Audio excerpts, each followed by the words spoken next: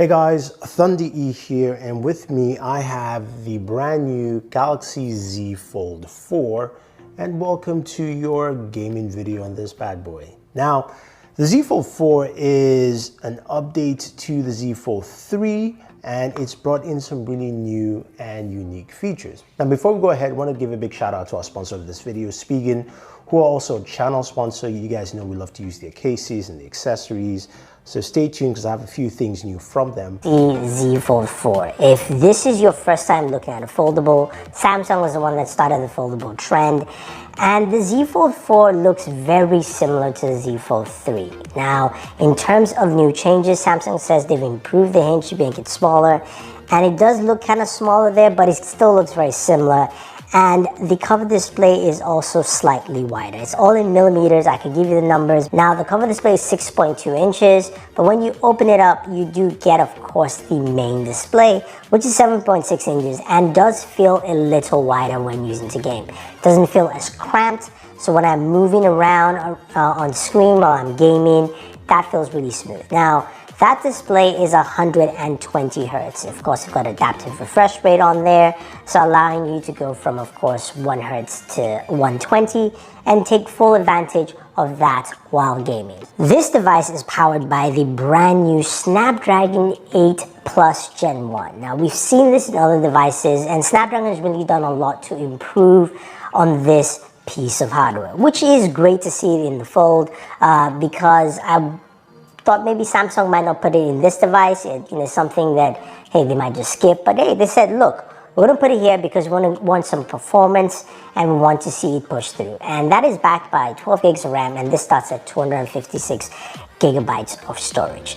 Now, speaking of charging, this does fast charging up to 15 watts for wireless charging and 25 watts for fast charging. As you expect, Samsung doesn't provide any charging within the box, so there's no charger, which is why our channel sponsor comes into play, and that is Bgmi with their ArcStation charger. It's a 27 watt charger, and this works perfectly for your Galaxy Z Fold 4. It's a USB Type-C charger, very small, it's super portable, and that, of course, you can take with you anywhere.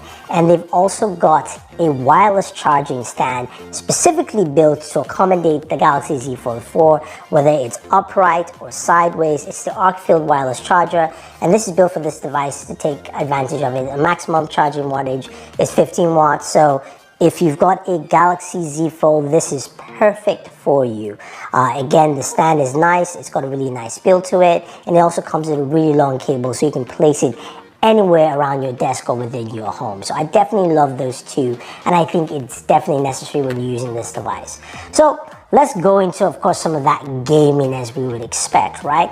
And the first game that takes full advantage of that actually is Call of Duty Mobile. So we fired up Call of Duty Mobile, and it has the Ultra mode. Basically, this allows you to exceed that 60 frames per second cap, and we got about 88 frames per second while playing Call of Duty Mobile, which was great. It's something you don't usually get.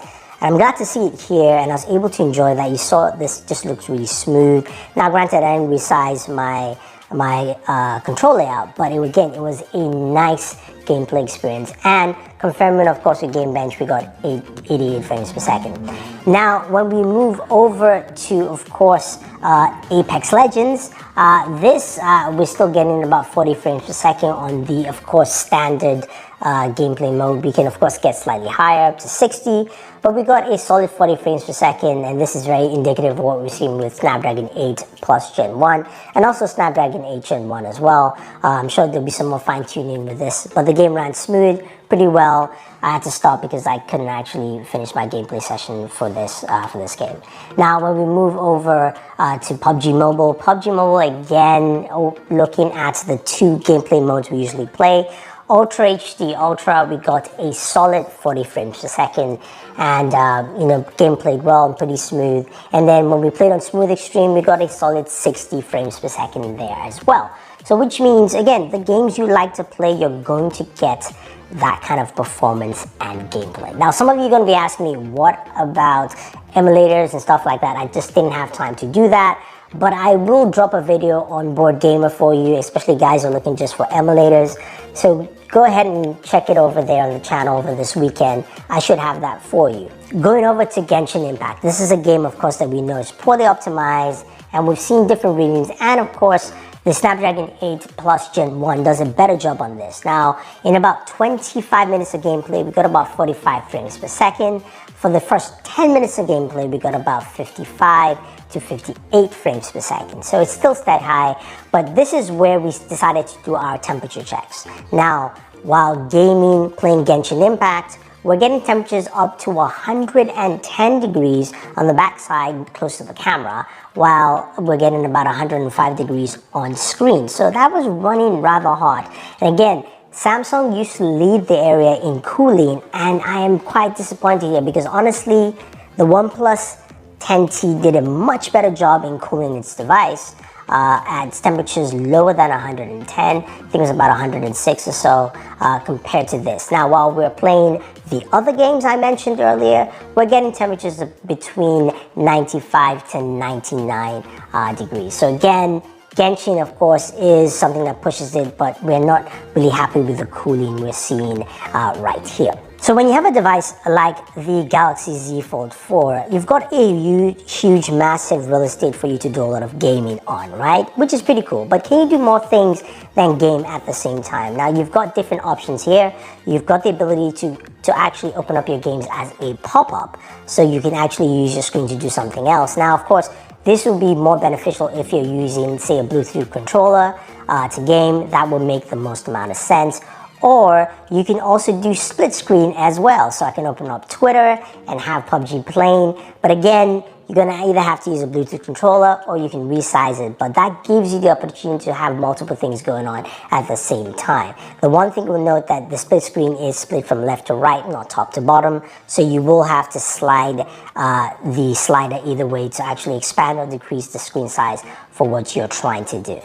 Now, of course, the feature is still there to switch over to cover display. You can game on the cover display, and some games will allow you to actually start within the main display and switch over to the cover display, which is nice. So games like Pubg will do that, and I believe Genshin Impact also does that. Not every game supports that feature, but it's something there. And the cover display feels a bit more comfortable this time around, so that's actually pretty good.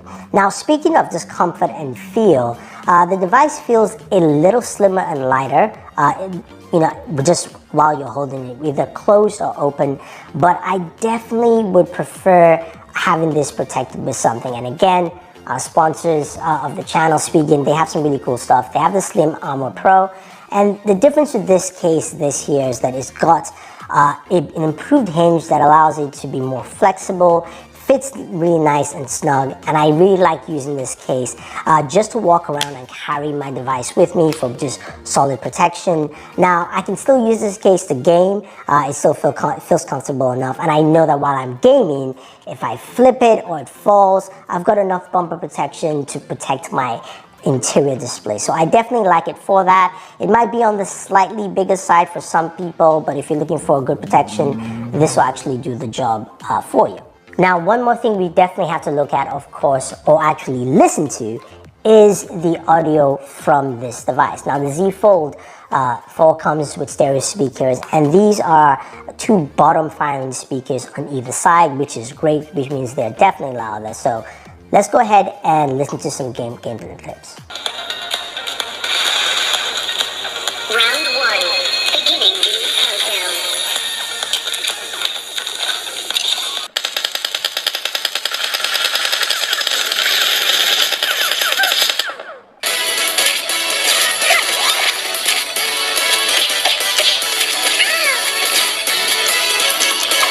Now, not to worry guys, we also have game streaming services, and we all know Xbox Game Pass is on every device, and of course it runs pretty well on here. Now, I was using my knock-on controller. If you guys want to check it out, I have a link for you guys down below, but it's a great way to actually go ahead and jump in and game, and this works really well as you would expect. So if you're just thinking about game streaming services, Xbox Game Pass works well.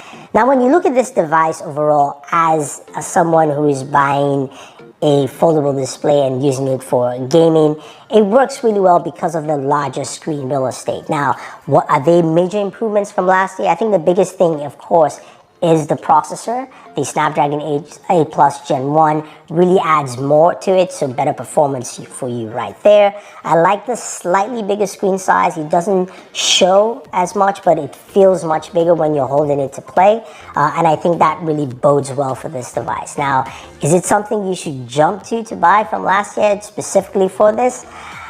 I don't think so. I think if you have a Z Fold 3 compared to Z Fold 4, you're not going to feel that much of a difference. I do like the device, but I think there's just not much there to actually consider. Now, if you definitely want to pick it up, you can use Samsung's trade-in offers, which offers some really good deals. And if you have a Z Fold 3, you probably get it for about $700, which is a good deal if you want to upgrade to the latest version.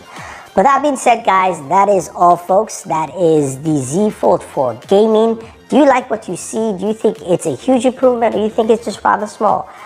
Leave your thoughts down below. Don't forget to like, share, subscribe, and always enjoy your entertainment.